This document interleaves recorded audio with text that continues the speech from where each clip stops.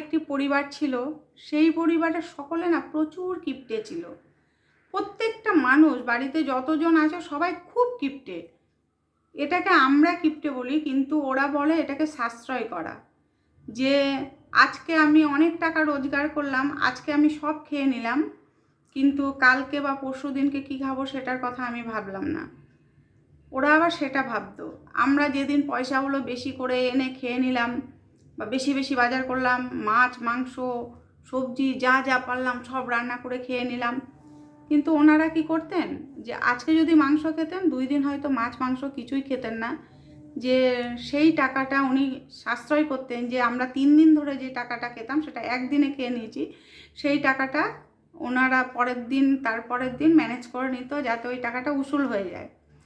তাই এই করে করে তাদের দিন যেত। তাদেরকে সবাই কিপ্টে বলতো, কিন্তু ওনারা বলতো সে যে যা ভালো বোঝে সেটা করবে, আমরা যদি কিপ্টে হয়ে থাকি কিপ্টে। কিন্তু পাড়ার কোনো দিনও কাউকে নিমন্ত্রণ করা বলো বা কাউকে খাওয়ানো বলো, কোনো অনুষ্ঠান করা কোনো কিছু করতো না।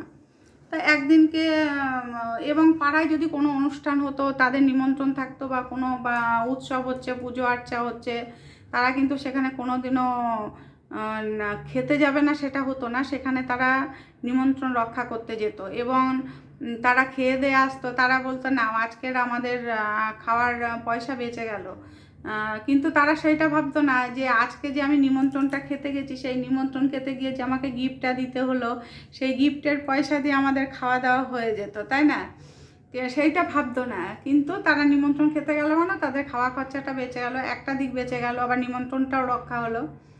এবার হঠাৎ করে এবার পাড়ার সবাই তো খুব মানে ওদেরকে বলতো যে কিপ্টে কিপ্টে কোথাকার, কিছু দেয় না, চাঁদা চাইতে গেলে চাঁদা দেয় না, মানে পাড়ার কোনো কিছুতে ওনারা পয়সা খরচা করতে চান না।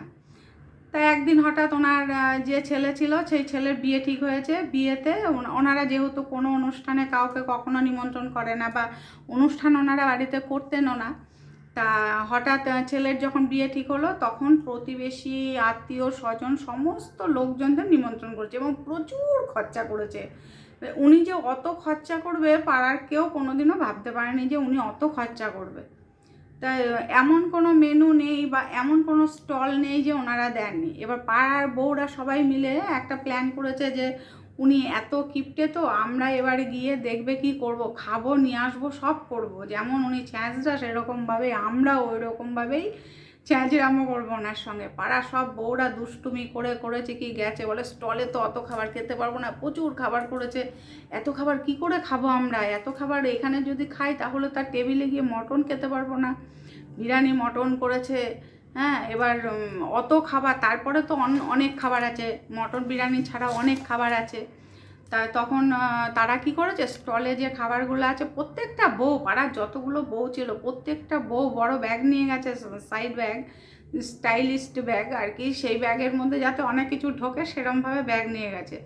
সেই ব্যাগের মধ্যে স্টলে যত খাবার ছিল সব খাবারগুলো ঢুকিয়েছে এবং টেবিলে বসে মটন বিরিয়ানি এবং অন্যান্য খাবারগুলো খেয়ে পেট ভরে নিয়ে এসছে। এবার বলছে, সবাই বলছে যে যেমন উনি কিপ্টে, উনি 7 দিনের একদিন খেলে 7 দিন খান না ভালো মন্দ, আমরা সেরকম সব রোজ খাই, আজকে ওনার থেকে এমন নিয়ে গেলাম আমরা 7 দিন এটা খাবো। তা এরকম দুষ্টুমি করে ওনার বাড়ির থেকে সব বউরা মিলে এরকমভাবে নিয়ে এসেছিলো। কারণ ওনার ওপর রেগে গিয়ে কেউ কিন্তু কোনো বাড়িতে গিয়ে এরকম করে না, কিন্তু ওনার বাড়িতে সবাই এরকম করেছিল। কারণ সবার ওনার প্রতি একটু রাগ ছিল যে জীবনে যে খাওয়ায় না আমাদেরকে কোনোদিনও নিমন্ত্রণ করে, আজকে যখন সুযোগ পেয়েছি খাবো এবং নিয়েও আসবো। এটা যে আমরা মানে তখন সবাই মিলে যে করেছিল, আমরা বলি যে হ্যাঁ এরকম করেছে, কিন্তু এটা করা ঠিক হয়নি কারোরই। কেননা পেটে যতটুকু ঢোকে ততটুকুনই ঢোকানো দরকার। এর থেকে মানে কারোর বাড়ির থেকে নিমন্ত্রিত অবস্থায় গিয়ে খেয়ে আবার নিয়ে আসাটা একটা লজ্জার ব্যাপার। এরকম করা উচিত না। কেউ কিন্তু এরকম করবেন না। যার পেটে যতটুকু ঢুকবে অনুষ্ঠান বাড়ি গিয়ে সে ততটুকুই খেয়ে আসবেন, ব্যাগে করে নিয়ে আসবেন না।